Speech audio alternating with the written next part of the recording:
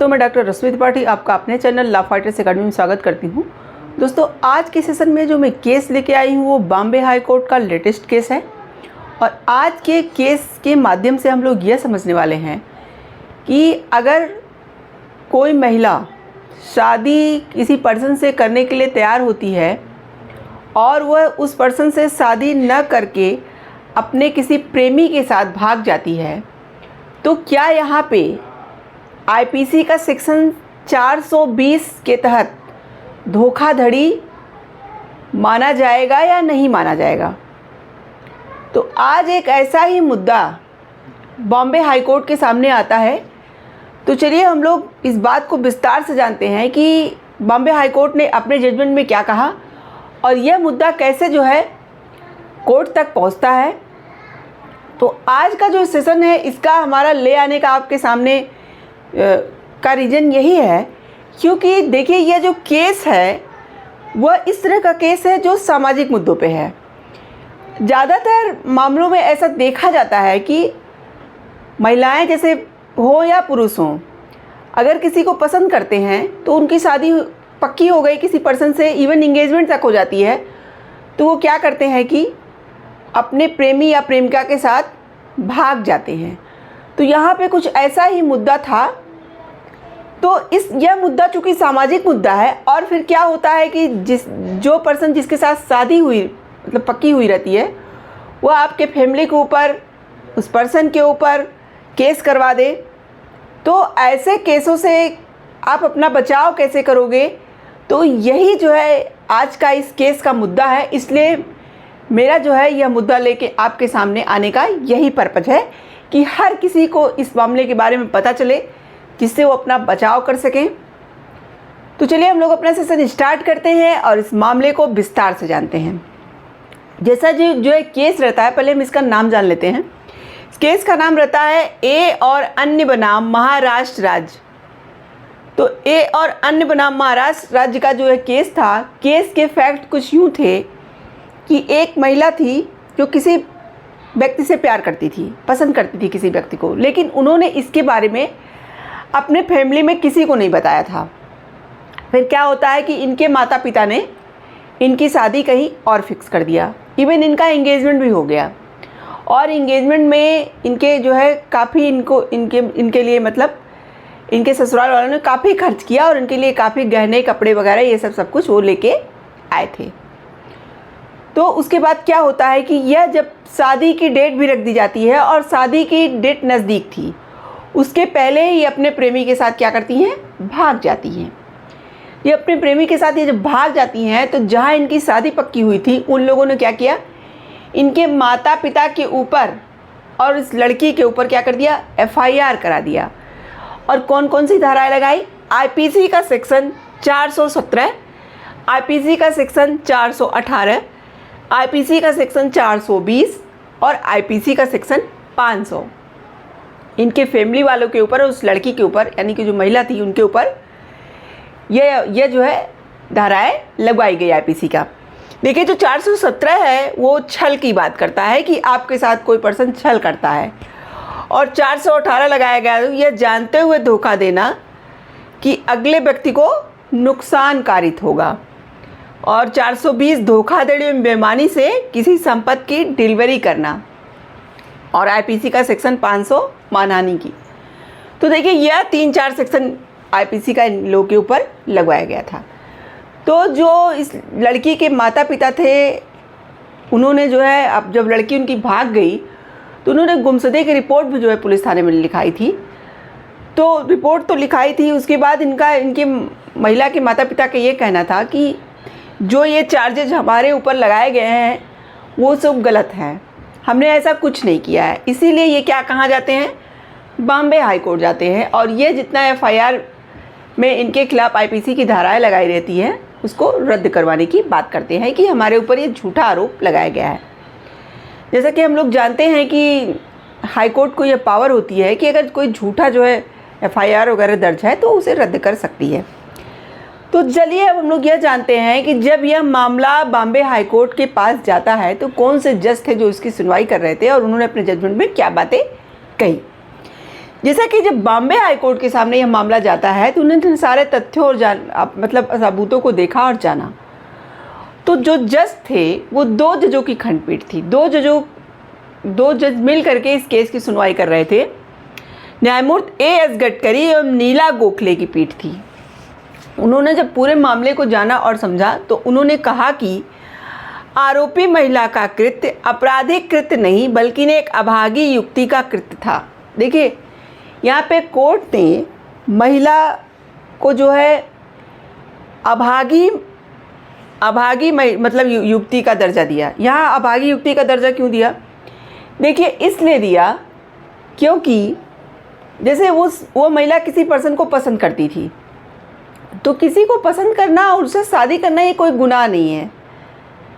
तो इसी बात पे कोर्ट ने कहा कि आरोपी महिला का कृत्य आपराधिक कृत्य नहीं है बल्कि यह एक अभागी युक्ति का कृत्य है। उसके बाद कोर्ट ने कहा कि केस में आईपीसी का सेक्शन 420 के तहत धोखाधड़ी का संज्ञेय अपराध जो है वो नहीं बनता है।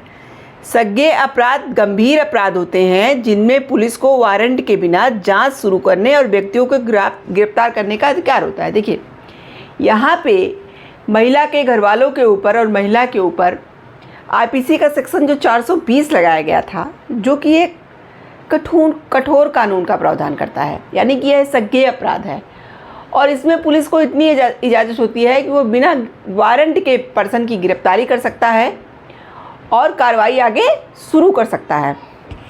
तो यहाँ पे इसको गंभीर अपराध माना गया है। तो यही कोर्ट ने कहा कि महिला तो यहाँ पे स्वयं एक अभागी युक्ति है, तो उसके ऊपर जो ये 420 का केस लगाया गया है धोखाधड़ी का, यहाँ पे यह अपराध उसके नहीं बनता है। कोर्ट ने कहा कि यह एक दुर्भाग्यपूर्ण युक्ति का मामला है जो अपने माता पिता के विवाह करने के निर्णय के साथ चली। देखिए कोर्ट का यहाँ ये कहना है कि जो ये महिला थी यह अपने माता पिता को मतलब अपने प्रेमी के बारे में नहीं बता पा रही थी, वह उसको इस बात की जानकारी नहीं दे पा रही थी, इसीलिए उन्होंने विवाह करने का निर्णय ले लिया। यानी कि उनके माता पिता ने जहाँ भी शादी करने के लिए कहा वह तैयार हो गई, लेकिन अंतिम समय में विवाह के ढोंग में शामिल होने के लिए उसके मन में डर पैदा हो गया। यहाँ पे कोर्ट का कहना था कि जब सारे मामलों को देख के यही लगता है कि महिला ने पहले तो यह निर्णय लिया कि हम अपने माता पिता मेरे जहाँ कह रहे हैं हम वहाँ शादी कर लेंगे, लेकिन जब शादी नज़दीक आने लगी तो उनके मन में ये डर पैदा हो गया, भय पैदा हो गया कि मैं इस तरह की शादी क्यों कर रही हूँ, जबकि मैं किसी और को पसंद करती हूँ, तो क्यों मैं ऐसी शादी कर रही हूँ। इसी कारण वो भाग गई थी। तो वही कोर्ट ने कहा कि उसके मन में डर पैदा हो गया। अपने प्यार के बारे में अपने माता पिता को न बता पाने की उसकी दुर्दशा को आईपीसी के तहत धोखाधड़ी के अपराध के रूप में नहीं माना जा सकता। यहाँ कोर्ट ने कहा कि उसकी यह दुर्दशा थी कि वह अपने माता पिता का भी सम्मान कर रही थी और वो यह बता नहीं पा रही थी कि वह किसी और को पसंद करती है। तो लास्ट समय में जब उसके मन में यह बात का डर आया कि ये मैं क्या करने जा रही हूँ, एक ऐसे पर्सन से शादी करने जा रही हूँ जिसको मैं पसंद ही नहीं करती हूँ, तो यहाँ पे वो अपने माता पिता को बिना बताए चली जाती है। तो यहाँ यह उसकी दुर्दशा की बात है। वह ऐसे में धोखा किसी को क्या दे सकती है, धोखाधड़ी की यह बात नहीं मानी जा सकती और न ही उस पर मुकदमा चलाया जा सकता है। न्यायालय ने कहा कि चुप रहने का निर्णय अधिक से अधिक अविवेकपूर्ण हो सकता है, लेकिन बेईमानी नहीं। यहाँ पे देखिए कोर्ट ने कहा कि वो महिला चुप रही, तो जो उसका चुप होने का निर्णय था वो अविवेकपूर्ण निर्णय था, यानी कि उसको अपने माता पिता को पहले ही यह बात बता देनी चाहिए थी, तो यह मामला इतना आगे बढ़ता ही नहीं। लेकिन अगर उसने नहीं बताया तो यह मामला अविवेकपूर्ण कार्य का है, न कि धोखाधड़ी का, बेईमानी का। धोखाधड़ी के अपराध के लिए धोखाधड़ी या छल के इरादा शुरू से ही होना चाहिए।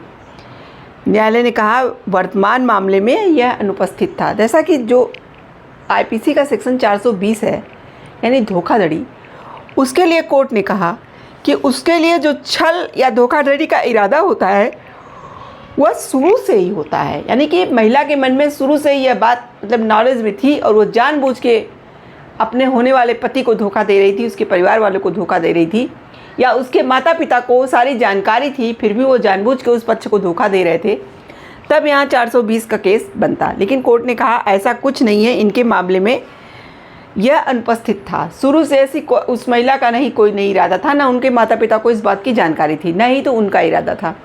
तो यहाँ पे जो 420 का केस है वह नहीं बनता है। देखिए 420 का जो केस होता है वो एक संज्ञेय अपराध है, और जो संज्ञेय अपराध होता है वो गंभीर प्रकृति का अपराध माना गया है।